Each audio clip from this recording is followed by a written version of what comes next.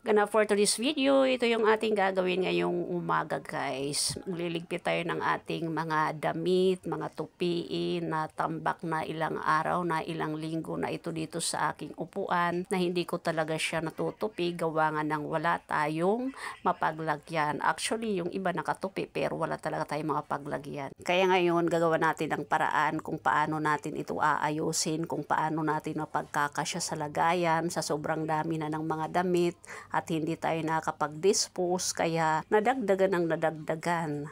Shopee pa more, okay pa more para mas lalong tumambak, dumami yung labahan, dumami yung ligpitin. Sa totoo lang talaga guys, matagal ko na itong gustong gawin pero hindi ko magawa-gawa nga ng pagising mo sa umaga, mayroon kong ibang gagawin. Importante na yung pagluluto ng ulam, breakfast, pagluluto ng ulam para sa tanghalian. Kaya yung ganitong mga ganap, paminsan-minsan ko lang talaga to nagagawa. Buti na lang for today's video ay sinipag tayo at naisipan ko talagang maglinis dito sa aking mga lagayan ng damit. At yung isang Durabox kasi guys nakalagay sa kwarto. At ayun sabi ko kay Andre na ilabas niya para malinis kasi nga nasa kwarto pa na ipis na pala yung loob na mga lagayan ng damit. Kaya mas maganda na ilabas para hindi pinapasok ng mga insito yung ating lagayan ng damit. At sa mga nagtataka dyan, bakit panay tayo upload ng video? Syempre, pinasok natin ang pagiging content creator, ang pagbablog, kaya sinisikap natin talaga na makapag-share ng mga video sa inyo. At maraming salamat syempre sa mga nanonood, sa nagsishare, sa nagko-comment, nagre-react. Ang sikreto lang talaga dito guys, sa pagiging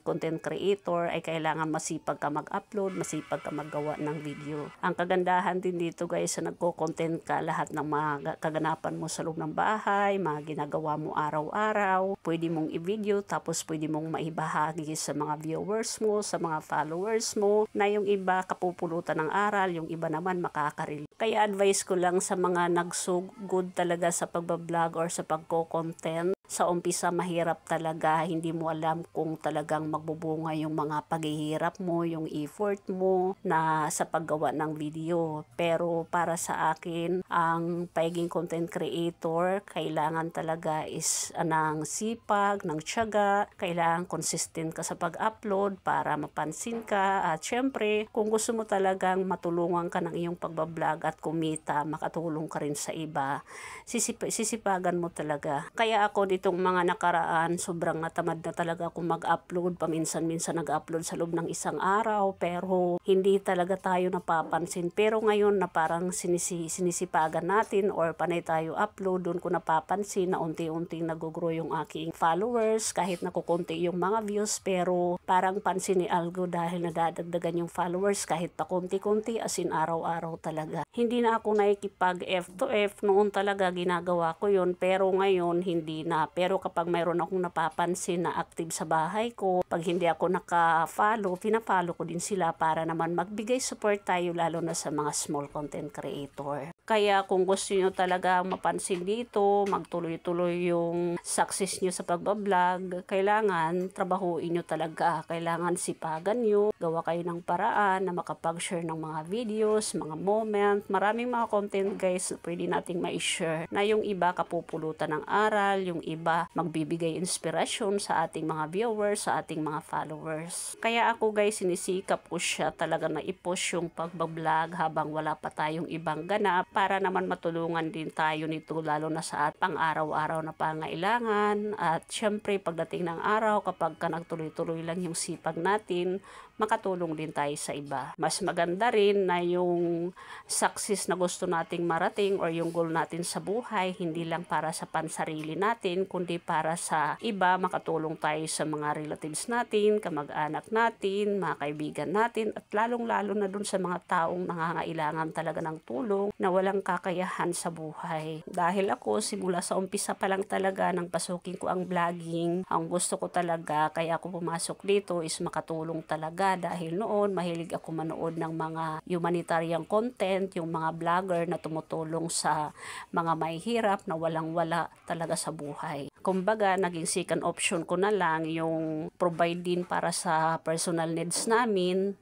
dito sa ating pagbablog or sa ating pagko-content. Sana magtuloy-tuloy lang talaga. At syempre gusto ko lang din ipaalam sa inyo na kapag pinasok nyo ang vlogging, kailangan samahan lagi natin ang dasal na magawa natin yung mga dapat nating gawin, yung kung ano yung pagiging trabaho ng pagiging content creator para unti-unti. Mas maganda kasing mayroong prayer na kasama para may guide tayo at i-guide tayo ng tama. Basta wag lang panghinaan ng loob talaga kasi sa buhay natin araw-araw as a mother, as a kahit ano pa mga katayuan sa buhay mo, kailangan talaga wag tayong panghinaan ng loob, kailangan lakasan natin yung ating loob at sipagan pa natin sa mga ginagawa natin araw-araw dahil alam natin na magbubunga yun bandang dulo ng maganda.